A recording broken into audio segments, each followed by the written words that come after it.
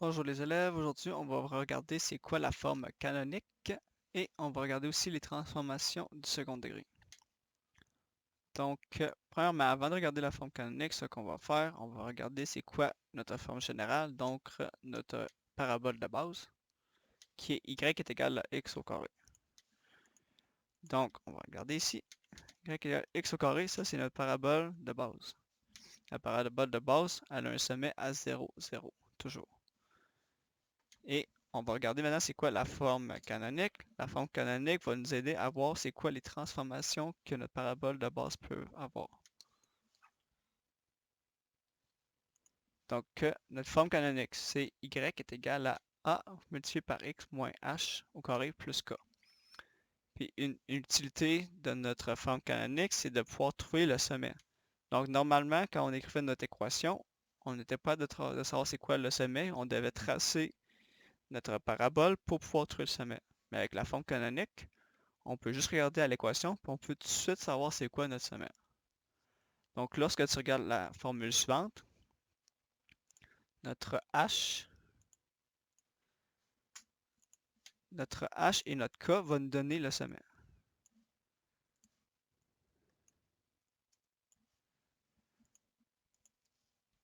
Donc, si on regardait notre parabole de base, c'est comme si on aurait écrit y est égal à, notre a ici serait 1. Je vais vous montrer plus tard qu'est-ce que le a y fait. On va seulement se concentrer pour le h et le k pour le moment.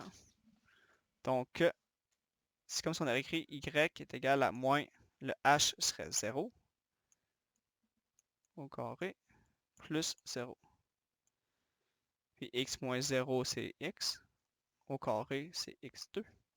Donc, c'est comme si on aurait écrit notre x2, on aurait pu l'écrire de même. Puis on aurait pu voir que notre sommet, c'est 0 et 0. Donc, le sommet serait 0, 0. Et là, on va regarder des paraboles qui ont eu des transformations. Donc, on va juste se concentrer sur le sommet de la parabole. Donc, en regardant cette équation ici, tu peux trouver c'est quoi le sommet sans avoir besoin de trouver des points dans ton graphique et de la tracer. Donc, si on regarde cette équation-là, ici, on a x moins h, donc la valeur pour notre h ici est 2. Puis c'est pas, la valeur n'est pas moins 2 parce que dans notre forme canonique, l'équation est x moins h. Donc notre h est égal à 2. Et notre k, ici, c'est 2 aussi. Donc, notre sommet, c'est 2, 2. On peut vérifier sur Desmos, voir si c'est correct. Donc, ici, x moins 2 au carré moins 2. Ah, plus 2. Donc, notre sommet, c'est 2, 2. Oups, ok. Donc, notre sommet, c'est 2 et 2. Si on cherche celui-là, donc ici, on a moins x plus 3 au carré moins 5. On ne va pas s'occuper ici du négatif, je vais vous montrer plus tard qu'est-ce qu'il fait. On va seulement s'occuper de notre h et notre k. Une remarque ici. Ici, c'est un peu plus tricky, là, mais dans notre forme canonique, on a x moins h, mais ici, on a un plus. Donc, x moins h, normalement, on a x moins h. Là, il s'est écrit x plus 3. Donc, notre x plus 3, c'est comme si c'était x moins négatif 3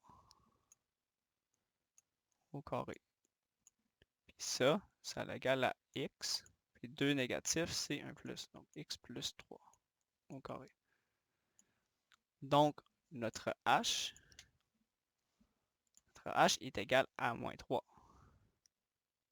Donc, le h n'est pas plus 3, mais il est moins 3. À cause que notre forme canonique, c'est x moins h. Donc, notre valeur ici de h est égale à moins 3. Et la valeur de notre k est moins 5 ici. Donc, notre sommet, Notre sommet est moins 3 et moins 5. On peut vérifier sur Desmos. Donc ici, on a plus 3.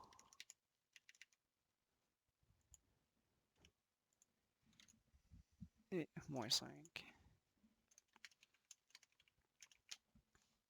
Donc le sommet, si on regarde, il est à moins 3, moins 5.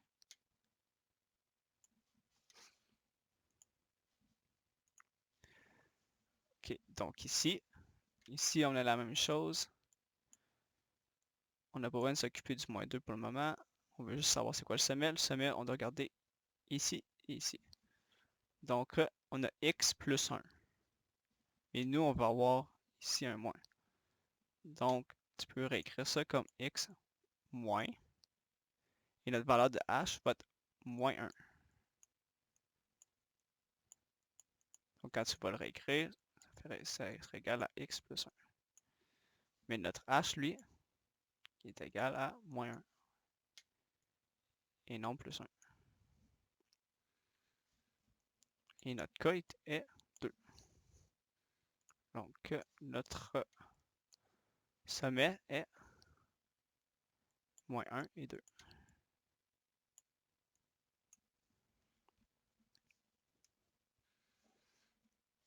Et ici, notre h, c'est comme ici, là, c'est comme y est égal à x au carré. Mais ici, on a un négatif en avant du x2. Mais notre valeur de h et de k sont les deux 0.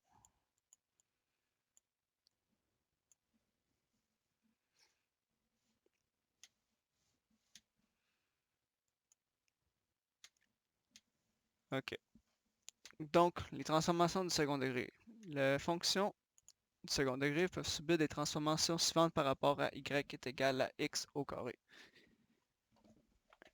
Donc, notre parabole peut avoir des translations verticales, des translations horizontales, des agrandissements ou rétrécissements et des réflexions. Donc, on va commencer en premier par regarder la translation verticale. Et ça ici, c'est quand on change le k dans notre forme canonique. Donc avec le k ici, là, quand on change le k, ça va faire une translation verticale. Je vais vous montrer dans quelques instants. Donc à l'aide de Desmos, compare les graphiques suivants. On va aller sur Desmos. On va commencer avec notre parabole de base. Et maintenant, on va regarder qu'est-ce que ça fait quand on change notre valeur de k. Donc si on regarde, on avait x2 plus 5 plus 2, x carré moins 3 et x carré moins 7. Donc, si on commence avec x au carré plus 2. Donc, notre parabole de base, c'est elle qui est en rouge. Et la parabole y est égale à x2 plus 2, elle en mauve. Donc, ce qui s'est passé, c'est que notre parabole a eu une translation verticale. Donc, la parabole a le monté de 2 vers en haut. Si on écrit x au carré plus 5, maintenant, la parabole a le monté de 5 vers en haut. Donc, elle peut avoir une translation verticale vers le haut, mais aussi elle peut avoir une translation verticale vers le bas. Donc, maintenant, notre parabole de base, elle a descendu de 2 vers le bas. Puis après, descendre aussi de 5 vers le bas. Ça dépend de la valeur de notre k. Donc, si ça dit que remarques-tu, on va écrire qu'il y a eu une translation verticale vers le haut ou vers le bas.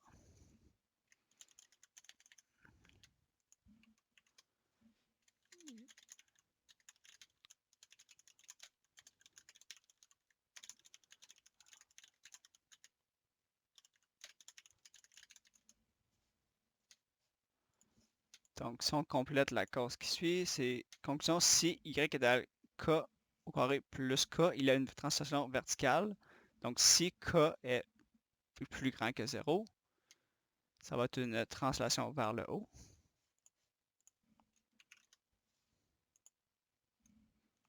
Donc, translation vers le haut.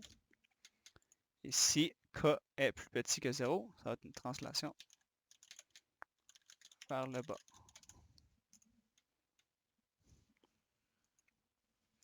Donc là, on vient de voir comment on peut faire pour changer la parabole de base avec une translation verticale. Maintenant, on va voir la transformation avec une translation horizontale.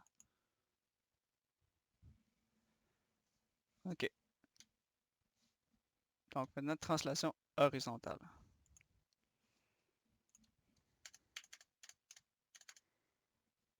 Donc, translation horizontale.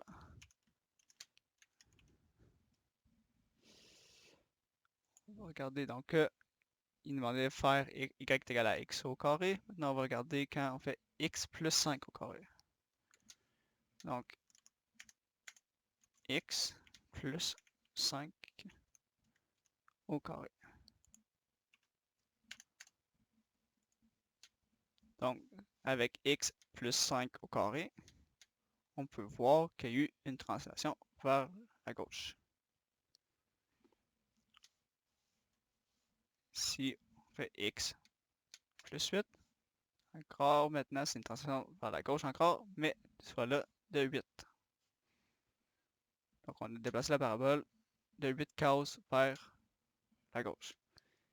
Et si on met un négatif, la parabole va avoir maintenant une translation de 8 vers la droite.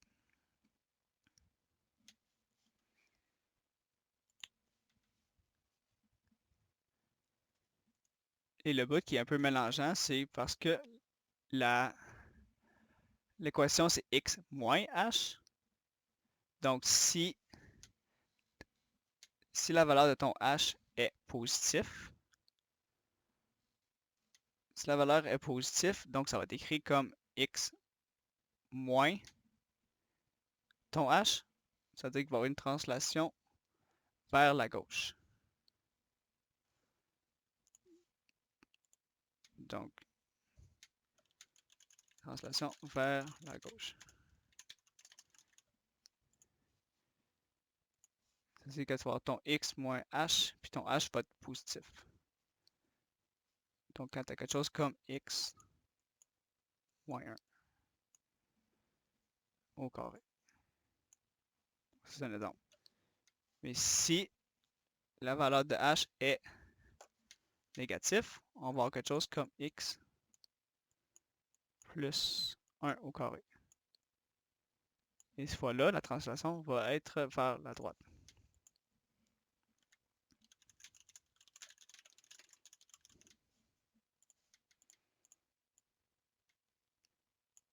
Donc, ce qui est mélangeant, c'est qu'on dit que notre valeur de h est positive, mais quand on regarde dans notre formule ici, on a un négatif.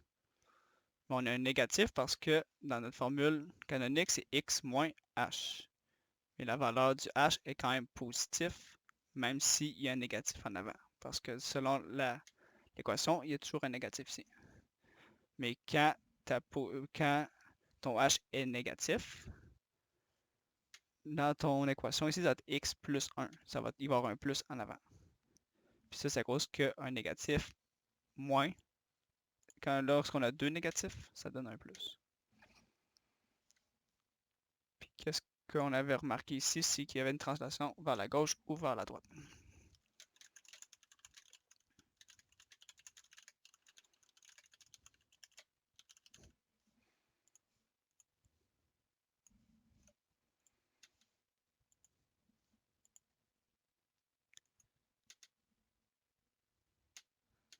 OK. Donc ici, ça dit énumère les transformations que subit le graphique défini par l'équation y est égal à x carré pour obtenir la fonction définie par. Donc là, ici, on va regarder c'est quoi la transformation qu'il y a eu lorsqu'on regarde à cette équation-ci. Donc on a x moins 3 au carré plus 4. Donc, c'est quoi les transformations que y a eu? Y est égal à x carré a eu, notre parabole de base.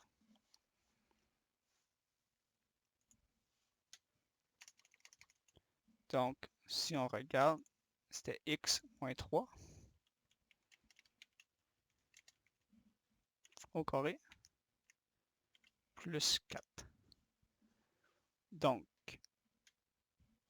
premièrement, plus que notre h est positif, qui est 3, on va avoir une translation vers la droite.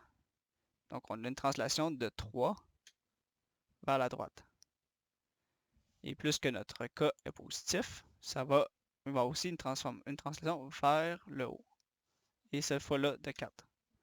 Donc, il y a une transformation. Il y a une translation de 3 vers la droite, plus il y a une translation vers le haut de 4. Donc, 1, 2, 3, 4.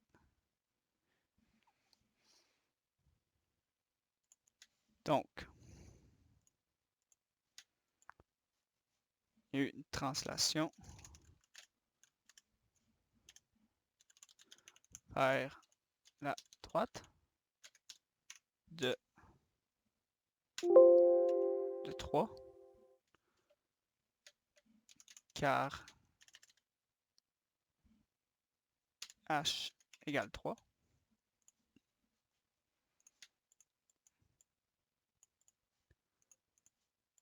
Et il y a eu une translation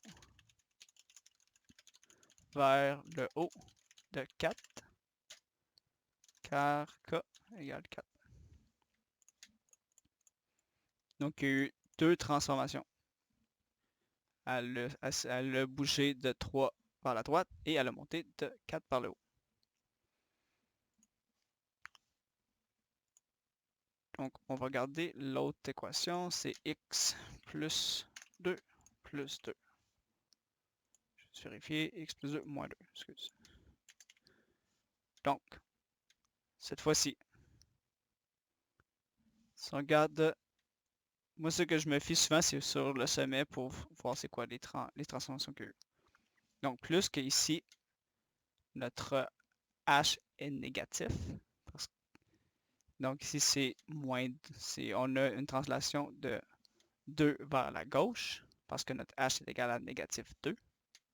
Donc, notre sommet a bougé de 2 vers la gauche. Et il y a eu une translation de 2 vers le bas, parce que notre k est égal à moins 2. Donc, translation de 2 vers la gauche et de 2 vers en bas.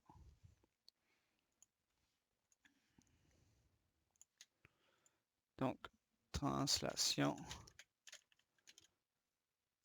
vers la gauche de 2, car h est égal à moins 2. Puis une translation vers le bas de 2, car k est égal à moins 2.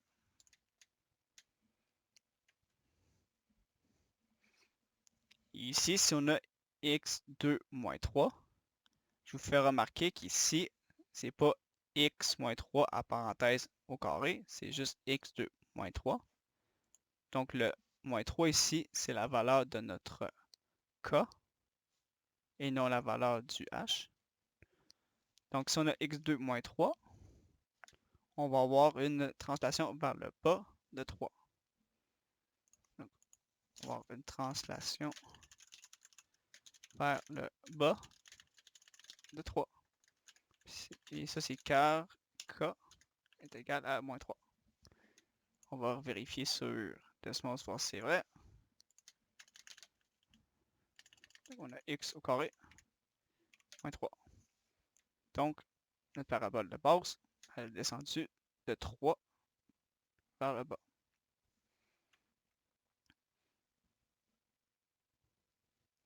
Donc, je fais remarquer, notre sommet a descendu 3, mais c'est tous les points de la parabole qui ont descendu de 3. Donc, si on regarde ce point-ci, on a moins 2, 4. Il va avoir le x va avoir descendu de 3. Donc ici, on va avoir le même point, mais il va être rendu moins 2 et 1. Donc à moins 2, on a moins 2 et 1. Parce que chaque point a descendu de 3. Donc ce point-là est descendu de 3 et il est rendu ici. Même chose pour pour le sommet. Le sommet il est descendu de 3. Même chose, admettons, pour le point ici, 2, 4. Il est descendu de 3. Donc la valeur d'y a descendu de 3. Puis on est rendu avec 2 et la valeur de 1 pour le y. OK. Donc, maintenant, on va regarder qu'est-ce qui arrive lorsque la valeur de notre A change. Donc, depuis le début, on a regardé la valeur du H et du K. Qu'est-ce que ça faisait comme changement dans notre parabole de base? Maintenant, on va regarder la valeur de A. Qu'est-ce qui va arriver? Donc, on va écrire les équations suivantes, voir les graphiques suivants. Donc,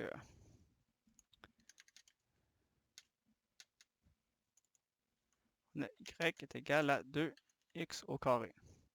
Donc, notre parabole de base est toujours en rouge. Et maintenant, on a mis la valeur du A est égale à 2. Donc, on a multiplié notre x2 par 2. Ce que ça fait, c'est que notre parabole est rendue plus mince. Et puis si on grossit le chiffre, de plus en plus, notre parabole va devenir de plus en plus mince. Donc, admettons ici, là, y est égal à 8x au carré. C'est encore plus mince que 4x au carré et que x au carré. Donc ça, c'est si on met un chiffre, un entier positif.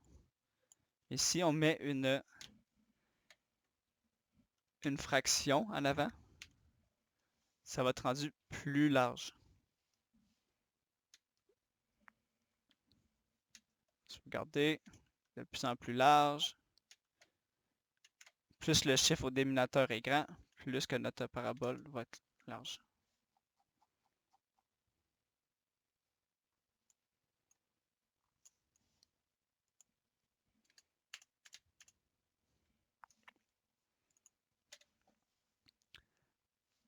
OK. Donc, ce qu'on remarque, c'est la parabole devient plus large ou plus mince. Et si A est un chiffre plus grand que 1, donc un chiffre, un entier positif, la parabole va rétrécir. La parabole rétrécit.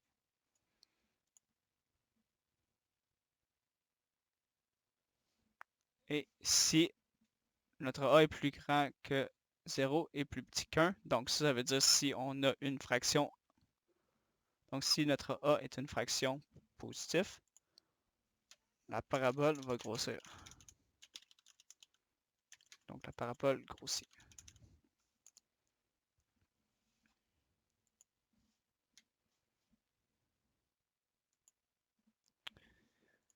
OK, donc la dernière transformation que notre parabole peut avoir, c'est la réflexion.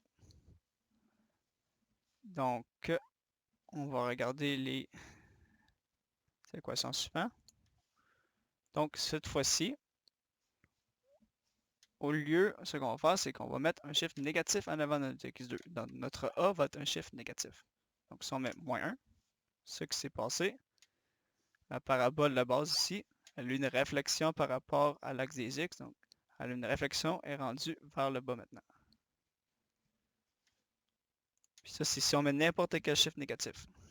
On peut mettre moins 2, moins 3. On peut même mettre une fraction. Mais c'est à cause que le chiffre est négatif en avant, ça fait qu'il y a une réflexion. Donc, qu'est-ce qu'on remarque? il y a une réflexion par rapport à l'axe des X. Puis lorsque y est égal à ax au carré, si on a a plus petit que 0, donc si on a un chiffre négatif, encore une fois, on a une réflexion par rapport à l'axe des X.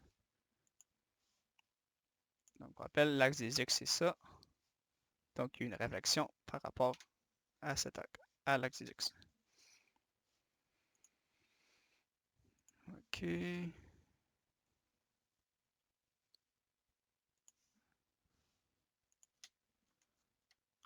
Donc,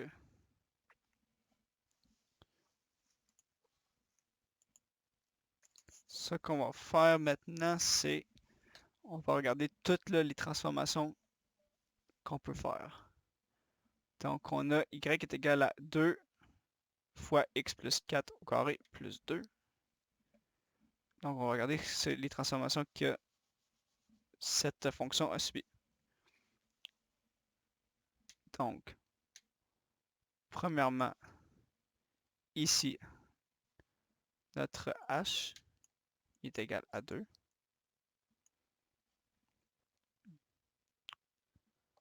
Notre k, ah non. OK, donc maintenant, on va faire quelques petits exercices pour voir toutes les transformations que ces équations ont eues. Donc, si on a ici y est égal à 2 multiplié par x plus 4 au carré plus 2. Je vais réécrire ici notre forme canonique.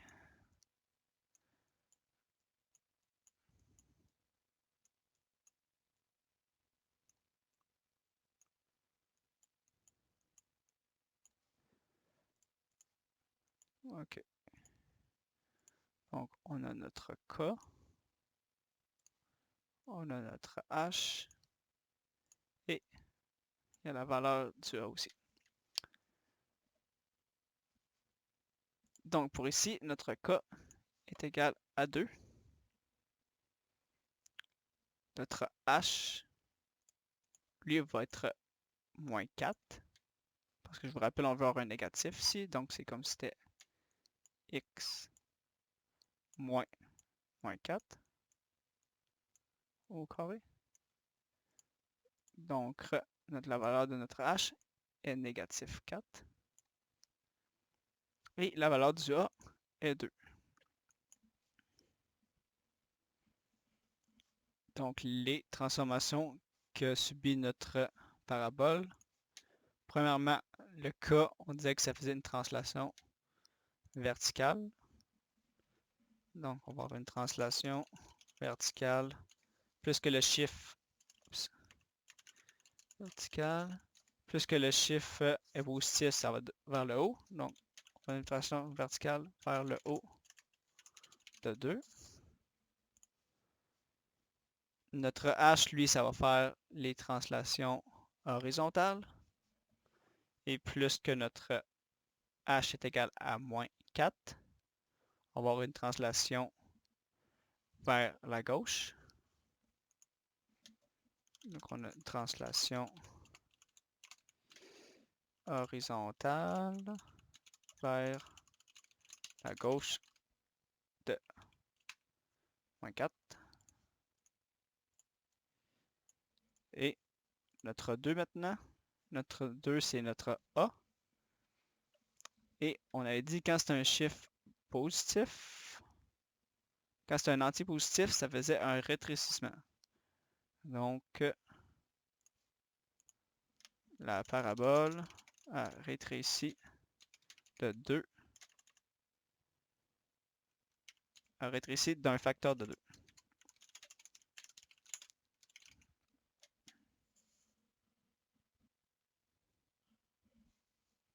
Donc, est rendu plus mince. Puis, on va regarder si ça fait du sens lorsqu'on regarde sur Desmos. Donc, on a 2x plus 4 plus 2. Donc, notre parabole, elle a bougé de 4 vers la gauche. Elle a monté de 2 vers le haut. Puis, vous pouvez voir qu'elle est plus mince que notre parabole de base. Puis, elle a rétréci d'un facteur de 2. OK. On va faire celui-là. Donc, celui-là ici, on va regarder c'est quoi nos valeurs de K. Donc, notre K est 4. Plus qu'on n'a pas de parenthèse pour notre x2, c'est juste x au carré, c'est pas x plus quelque chose ou moins quelque chose au carré. Notre valeur de h va être égale à 0. Et notre a, lui, est égal à moins 1 sur 2. Donc, on va en premier regarder notre K, je vous rappelle, ça fait une translation verticale, donc ça va monter la parabole vers le haut plus que le chiffre est positif. Donc, on va créer translation verticale vers le haut de 4.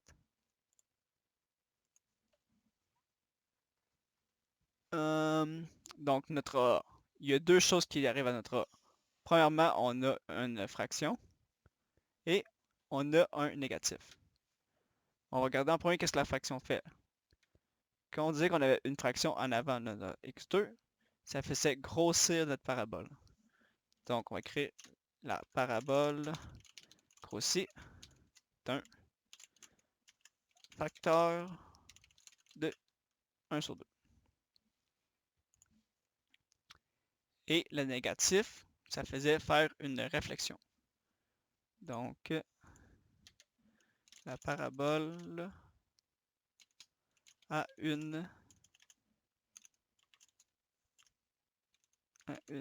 subi une réflexion par rapport à l'axe x. L'axe x. Donc, on va regarder sur Desmos si tout ça fait bien de sens. Donc, moins 1/2 x au carré plus 4. Moins 1 sur 2 x au carré plus 4. Donc, si on regarde ici, notre sommet normalement est 0, 0. Notre sommet, il a monté de plus 4. On va enlever le négatif ici pour que ça aide. Donc, notre sommet, notre parabole, elle a monté de 4 vers le haut. Le 1/2, ce que ça fait, c'est que ça rend la parabole plus gros. Donc, si on enlève le plus 4 ici, là, vous pouvez voir notre parabole est plus grosse. Et ce qui s'est passé avec le négatif en avant du 1/2, ça a fait une réflexion. Donc, c'est rendu, la parabole est maintenant vers le bas au lieu d'être vers le haut. OK. Donc, une dernière petit exemple. Donc, si on commence avec notre valeur de K. Notre valeur de K, c'est moins 3. La valeur de H, ici, est 4. Et notre valeur de A, ici, est moins 2. Donc, moins 3. Moins 3, c'est ce que ça va faire. Quand notre K est négatif, au lieu de monter vers le haut, ça va monter vers le bas. Donc, il va y avoir une translation verticale vers le bas de 3. Le 4 est positif, donc il va y avoir une translation horizontale vers la gauche. Non, excuse, vers la droite. de 4. Le chiffre ici, c'est un entier. Donc, lorsque c'est un chiffre qui est un entier, ça va faire rétrécir la parabole. Donc, la parabole rétrécit d'un facteur de 2. Et le négatif va faire qu'il va avoir une réflexion. Donc, la parabole subit une réflexion par rapport à l'axe des X.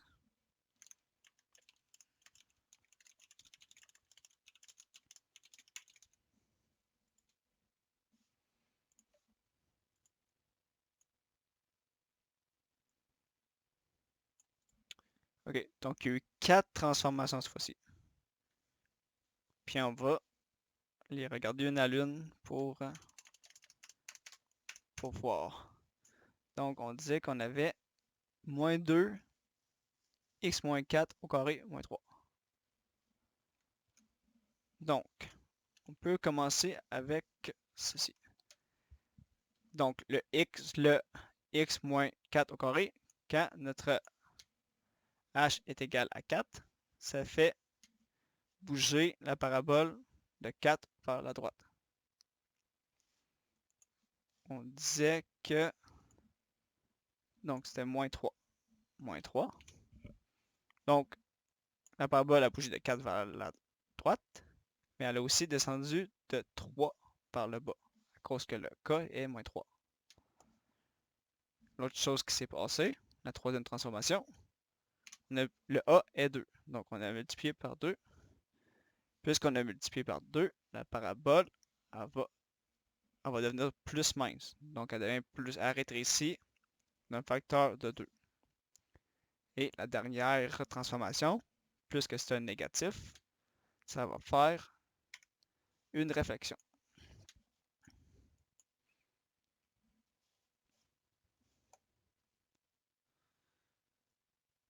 OK. Donc, c'est tout pour cet exemple-là. La dernière chose qu'on va voir pour cette leçon, c'est le domaine et l'image. Donc, le domaine d'une fonction est l'ensemble des valeurs que peut prendre de l'abscisse. Donc, les valeurs de x possibles. On va regarder c'est quoi toutes les valeurs possibles de x pour la parabole. Et ensuite, l'image d'une fonction est l'ensemble des valeurs que peut prendre l'ordonnée, donc la valeur d'y. Donc, on va regarder toutes les valeurs de y qui sont possibles pour la parabole.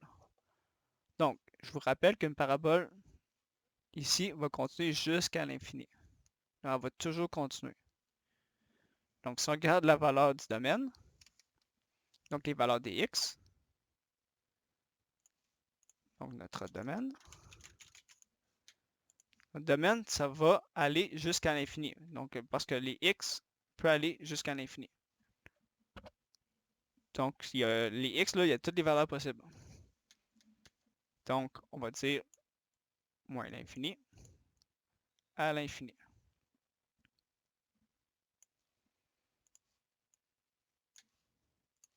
Puis ça, c'est à cause que notre parabole, elle continue toujours, puis elle continue jusqu'à l'infini.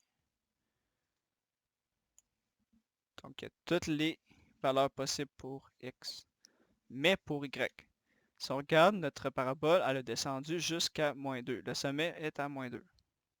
Donc, le sommet, notre sommet, il est 1, moins 2.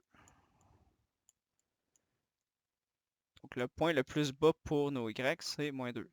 Mais après ça, si on monte vers en haut, ça continue jusqu'à l'infini. Donc, on va dire que notre image,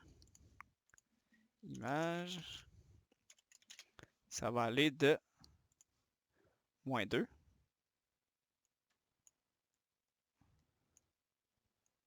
et ça va jusqu'à l'infini.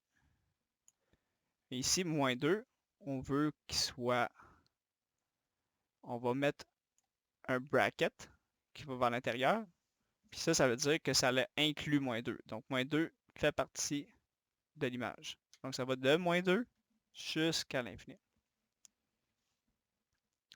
OK, donc là, on va faire juste un autre petit exemple. Le domaine. Donc, le domaine de ma parabole, encore une fois, la valeur de la parabole ici, là, comme tu vois, il y a des flèches, là, ça veut juste dire que ça va continuer jusqu'à l'infini. Donc, ton domaine, encore une fois, ça va de moins l'infini.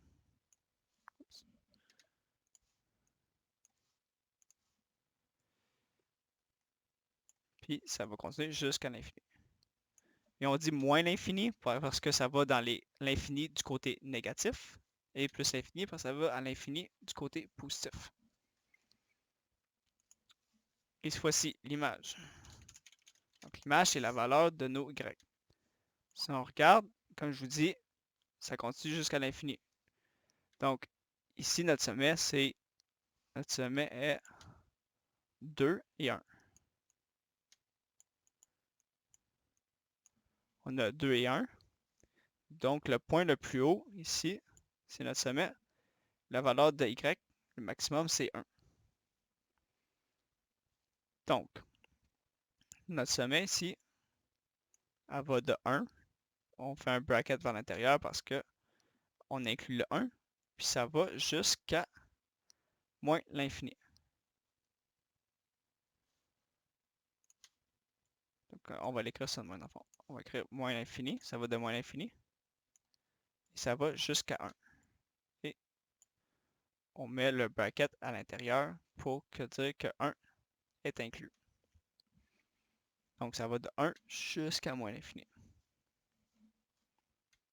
Donc, c'est tout pour cette leçon-ci. Si vous avez des questions, gênez-vous pas. Et je vais mettre quelques devoirs sur Google Classroom. Bonne journée.